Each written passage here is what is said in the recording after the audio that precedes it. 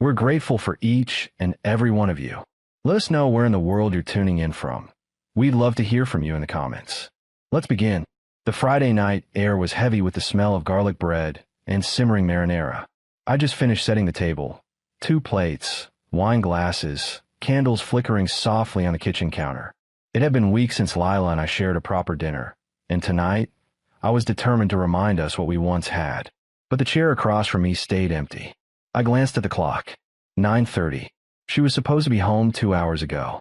I dialed her once, twice, but it went straight to voicemail. By the third attempt, frustration gnawed at my stomach. When the door finally creaked open, she walked in laughing, phone in hand, hair slightly tousled, cheeks glowing with the kind of warmth that didn't come from traffic delays. She froze when she saw the candles and the untouched plates. "Oh," she muttered, her laughter vanishing like a puff of smoke. "I forgot you wanted dinner tonight. Stephen needed me to help him with something." There was again. Stephen. Always Stephen. I try to keep my voice steady. "Lila, do you realize this is the 3rd time this week you've ditched our plans for him?" She sighed, tossing her purse onto the couch. "Drew, please, don't start this again. Stephen is my best friend. You know that. He's been there for me since college." "Best friend," I snapped. "Or something else." Her eyes narrowed, defensive. "You're being ridiculous. You've always been so insecure about him." Insecure. The word cut deeper than she realized. I wasn't insecure. I was observant. I'd seen the way she texted him late at night, smiling at her screen as if he held her entire world in his hands.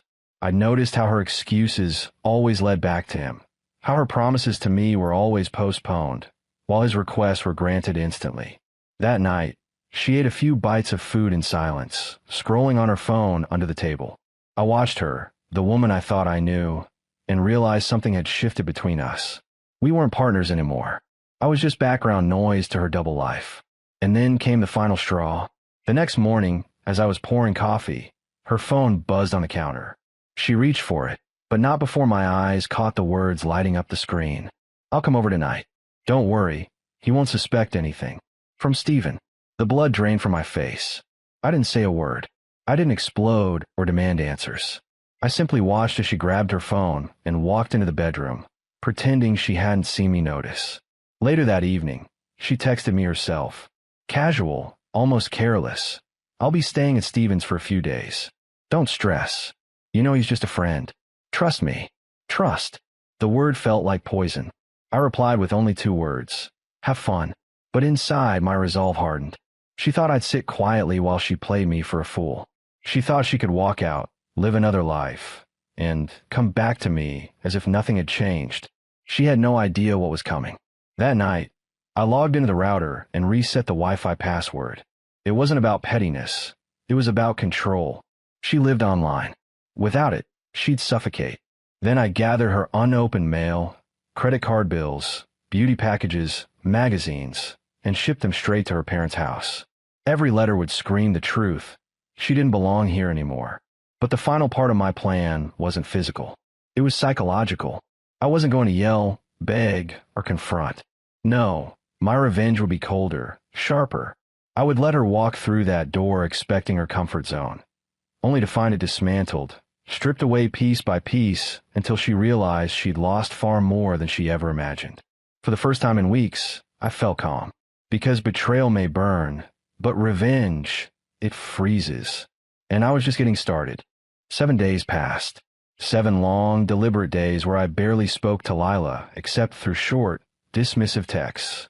She thought she was in control, sneaking around, living her secret life with Stephen. But what she didn't realize was that control had already shifted. I used those days wisely. I moved her favorite throw blanket, the one she always wrapped herself in while editing photos, into the storage closet. I cleared her shelf in the bathroom, leaving the counter spotless, cold. I unsubscribed her streaming accounts from the television. Even the smallest details, the coffee brand she liked, the snacks she bought, disappeared from the kitchen. By the time she decided to come home, our apartment was no longer our apartment. It was mine. Friday evening arrived. I heard the familiar jingle of her keys outside the door.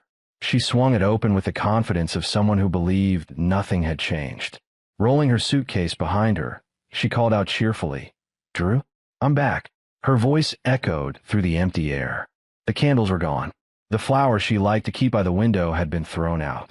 The living room was rearranged, cleaner, sharper, stripped of softness. Drew, she called again, hesitation creeping into her tone. She tried her phone, frowned, then muttered under her breath. Wi-Fi's out again? Ugh. I watched from the hallway, arms crossed, as she fumbled with her phone, confused. Her eyes scanned the room, and I could see the realization dawning. Something was wrong. Finally, she noticed me leaning against the doorway. Hey, babe, she said carefully, as if she could smooth over everything with her usual charm. Stephen just needed a little help with some things, but I'm back now. What's for dinner? I raised an eyebrow. You were gone a week, Lila. That's not just helping with some things. Her smile faltered. Oh, come on, don't start. You know how close Stephen and I are. We've been friends forever. You're blowing this way out of proportion. Am I? I stepped closer, my voice steady, deliberate. Then why did he text you that I wouldn't suspect anything? Her face drained of color. For the first time, she didn't have a ready excuse. She opened her mouth, closed it, then forced a laugh that sounded more like a cough. You must have misunderstood. He was joking. Joking, I repeated coldly. Right. Just like you were joking when you told me not to be insecure. Just like you were joking every time you brushed me off to run to him. The silence stretched. I let suffocate her. Finally, she snapped. Fine. Yes, I stayed with him. But Drew, it's not what you think. We were just talking. You've been so distant lately, so wrapped up in your work. Stephen listens to me in ways you don't anymore. Her words stung, but they weren't new. I'd already dissected them in my head 100 times during that week. Excuses dressed as confessions. You're right, I said flatly. I was working. Working so you could chase your little dreams without worrying about rent, without worrying about bills. But clearly, listening isn't what you wanted. You wanted someone else's arms. She blinked, stunned by the sharpness of my tone. For the first time, I think she realized I wasn't begging her to stay. Drew, don't be like this. You know I love you. She reached for my arm, but I pulled back before her hand touched me. No, Lila. You love convenience. You love attention. You love the thrill of being wanted by someone else while keeping me as your safety net. But you don't love me. Her lips trembled. That's not true. It is. I cut in, my voice like steel. And that's why things won't be going back to normal. Her eyes darted around the room, confusion turning to panic. She noticed the missing blanket, the empty bathroom shelf, the barren coffee table. Her breathing quickened. Where's my stuff? Where are my things, Drew? I smiled, calm, controlled. Your mail is at your parents'. Your packages, too. As for the rest, consider it gone. I don't live with a liar. Not anymore. Her voice cracked, sharp and desperate. You can't be serious. You can't just erase me like this. Oh, I can, I said softly, leaning closer so she could hear every word. And the best part? You don't even get the satisfaction of a screaming match or a dramatic fight. You get silence. You get to stand there and realize I'm not playing your game anymore. She stared at me, tears welling up in her eyes, but her pride wouldn't let them fall. You'll regret this, she hissed. Stephen cares about me. He'll be here for me when you're not. I let out a dark laugh. Stephen? The guy who whispers behind my back and uses you to fill his own ego? He's not your future, Lila. He's your downfall. And one day you'll see that. For a moment, she looked like she might collapse. Then, with shaking hands, she grabbed her suitcase and stormed toward the door. Before she slammed it shut, she turned back, eyes blazing. You think you're punishing me, Drew? But you're only proving that you'll always be alone. I didn't flinch. I didn't answer. I simply locked the door behind her, letting the echo of her words dissolve into nothing. Alone? No. For the first time in months, I wasn't alone. I was free. But the real revenge wasn't finished. I knew she'd come crawling back again, once Stephen grew tired of her, once the thrill faded. And when she did, I would be ready with the final move that would leave her shattered. This wasn't just about ending things. This was about making sure she understood exactly what she threw away. And that lesson was only just beginning. The apartment was quieter than I had ever known it to be. No half-finished coffee mugs left on the counter. No piles of clothes on the couch. No faint sound of her laughter filling the space. For most people, that emptiness would sting. But for me, it was liberation. I woke the next morning with a clear mind. No unanswered texts to obsess over. No gnawing suspicion eating at my chest. Just silence and clarity. For the first time in months, I made breakfast for myself. Not two. I went for a run, headphones blaring, every stride lighter than the last. It was as though I'd been carrying a heavy chain around my neck. And finally, it had fallen away. But the peace didn't last long. By Monday evening, my phone lit up with Lila's name. Dozens of messages filled the screen. Drew, I didn't mean it the way it came out. Please let me come back and explain. Stephen's place isn't what I thought it would be. I need you. I scrolled through them without replying, each one painting a clearer picture. The pedestal she had put Stephen on was crumbling faster than I expected. By Wednesday, she was calling nonstop. Voicemails poured in, her voice cracking with desperation. Drew, please, pick up. I made a mistake. He's not you. No one will ever be you. Just give me one more chance. I listened to one, just long enough to catch the tremble in her voice, then deleted the rest. Revenge wasn't about shouting or gloating. It was about silence. About letting her words bounce back against walls that would never answer. Still, I wasn't satisfied with just ignoring her. That was too easy. She needed to feel the weight of her betrayal in every part of her life. I knew she depended on me more than she realized. Her photography career wasn't thriving. It was a hobby I had been subsidizing. Without my financial support, she'd be struggling. Without the apartment, she'd be back under her parents' roof, the very place she swore she'd never return to. So, when her messages turned from pleading to demanding, I decided to strike the final blow. One evening, after another round of unanswered calls, I sent her a single message. Lila, I wish you the best. But this chapter is over. Don't come back here. It's not your home anymore. No anger. No insults. Just finality. She responded instantly, a storm of denial. You don't mean that. You're just hurt. I'll be at the apartment tomorrow. We need to talk. But the next day, when she showed up, suitcase in hand, she couldn't even get inside. Her key no longer worked. She pounded on the door, calling my name, her voice cracking under the weight of disbelief. Drew, open this door. We can fix this. Don't do this to me. I stood silently in the kitchen, sipping coffee, listening to her voice fade against the locked door. Each desperate knock was music, a reminder that she no longer had power over me. Finally, when she realized I wasn't going to respond, she left. Her footsteps retreated down the hall, echoing like a sad song. I thought that might be the end of it, but it wasn't. A few days later, mutual friends started reaching out. Hey, man, Lila says you overreacted. She's telling people you lock her out for no reason. What's going on? I smiled bitterly. Of course she tried to rewrite the story. Cheaters always do. But this time, the truth was on my side. I didn't expose her with screenshots or public drama. That would have been too easy. Instead, I calmly told them. Ask her why she was living with Stephen instead of me. Ask her who she was texting at midnight. The silence that followed from those friends was all the confirmation I needed. Her carefully crafted image of being the sweet, loyal girlfriend was cracking, and she knew it. By the end of the week, she came back one last time, standing outside the building with tears streaming down her face. I watched from a window as she shouted up at my apartment. Drew, please. I don't want him. I want you. Don't throw this away.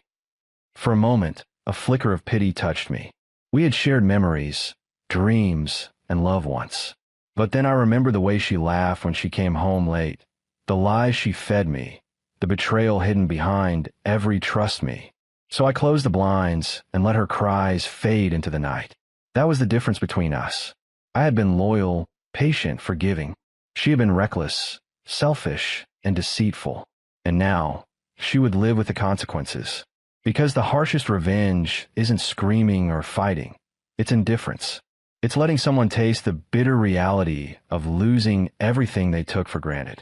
Lila had gambled our future for a fling, and she lost. I didn't need to raise my voice. I didn't need to prove anything. The silence, the locked doors, the absence of me, that was revenge enough. And I could already tell it was destroying her. Weeks passed. The storm that was Lila's return attempts eventually quieted. She stopped showing up at the door. The constant messages slowed, then ceased altogether. For the first time in a long time, my apartment, my life, was steady again. But betrayal has a way of lingering. Every time I saw her name pop up on social media, every time mutual friends mentioned her, I felt a flicker of anger. Not because I missed her, but because I remembered how easily she had tried to replace me while keeping me as her safety net. Then, one evening, I got a message from an old friend of hers. "Drew, you should know, Lila and Steven aren't doing well.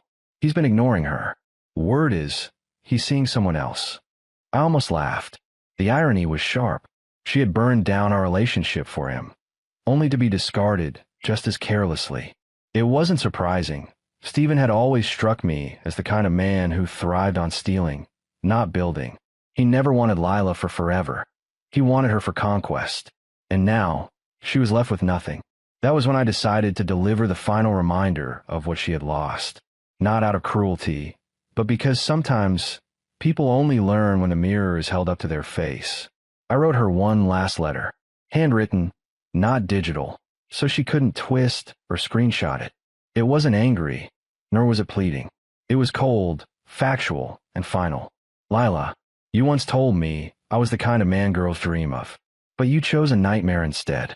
You walked away from loyalty, stability, and love for a thrill that lasted barely weeks. And now you want to crawl back, but the truth is, there's nothing left for you here. You don't get to treat love like a revolving door. Not with me. I won't expose you. I won't shout about what you did. The silence you're hearing from me, that's my closure. Live with it. Learn from it. Drew."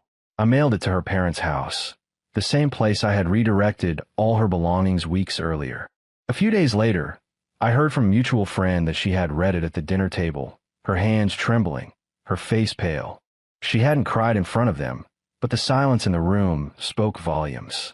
Even her parents, who once adored me, had realized the gravity of what she had thrown away. From that point forward, she stopped trying. No more texts, no more late-night calls, no more appearances in my building. She faded from my life, leaving behind nothing but memories that no longer hurt. They simply reminded me of the man I refused to be again. And as for me, I moved forward, my days filled with new routines.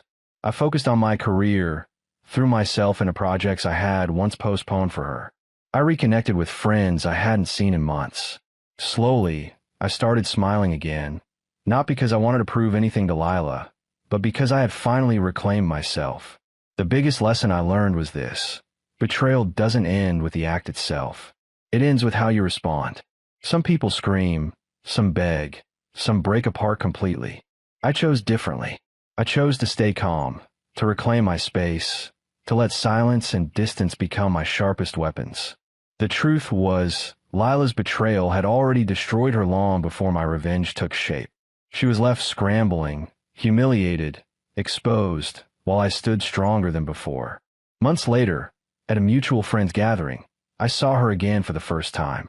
She was standing off to the side, clutching a glass of water, her smile tight and fragile. Steven wasn't with her. She looked thinner, more tired, her energy dulled. When her eyes met mine, she froze.